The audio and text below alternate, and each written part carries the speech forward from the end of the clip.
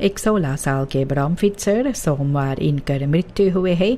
यातायात दुर्घटना में इंदिरा गांधी वक्त पर फलोपख पुलिस अंडरशुक से पता चला है। कारण है ये ब्रॉम्फिट्सर और ये 55 साल के ऑटोमोबिलिस्ट एक ही रिख्टिंग में जा रहे थे और ये ब्रॉम्फिट्सर ये ऑटो को रेक्स इनहाल करना चाहते थे और बस्तूदर रेक्स ऑफ एक इन रित में चले गए और ऐसे ये अनरेडिंग दोनों में हुआ। स्लाख्तोफर जाकर बटोनन बसखुइंग में धक्का लगाई है और इसके बाद एक खोट में चले गए। डॉक्टर जो वहां पर पहुंचे कही है कि स्लाख्तोफर की मृत्यु हो चुके। शरीर ऑब्डक्सी के लिए कब्जा में लिया गया है। इसके बारे में बातचीत किया गया है ओपनबार मिनिस्ट्री के साथ और सूरीनाम से रेबवेस ऑटोमोबिलिस्ट का इन्फॉर्डर किया गया है। De procureur-generaal ये भी opsporing, aanhouding और voorgeleiding चाहते हैं geen Juliano Jol Burke का जो 53 साल के है। इन पर शक है कि इन्होंने हिस्सा लिया है क्रिमिनल ऑर्गेनाइजेशन में।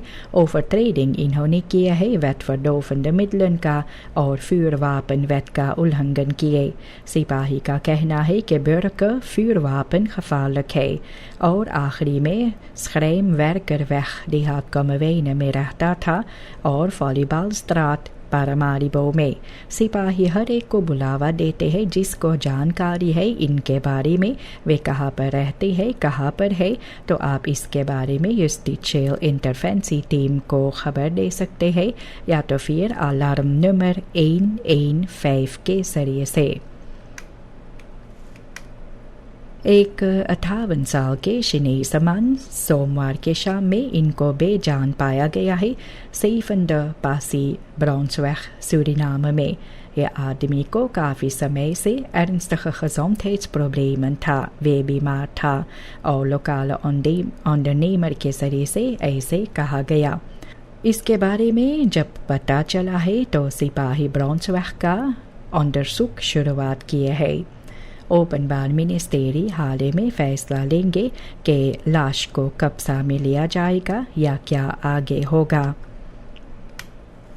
प्रोफेसर डॉक्टर इना अपापो सितंबर के पहली तारीख इस साल से बनुम भी है प्रेस्टिजियस प्रिंस क्लाउस लेयरस्टूल के लिए यूनिवर्सिटेट उट्रेख्ट पर। यह eerste सूरीनाम्स अकाडेमिकस है ये लेयरस्टूल के लिए। आने वाले 2 साल के लिए आंटोन de Kom यूनिवर्सिटेट लेक्टर ये भी इंक्लूसिव bestuur और actieve betrokkenheid इनका है tribale gemeenschappen के साथ जैसे Marons और besluitvorming में। Koningin Maxima ये beschermvrouw है ये leerstoel का जो है ontwikkeling और rechtvaardigheid के लिए।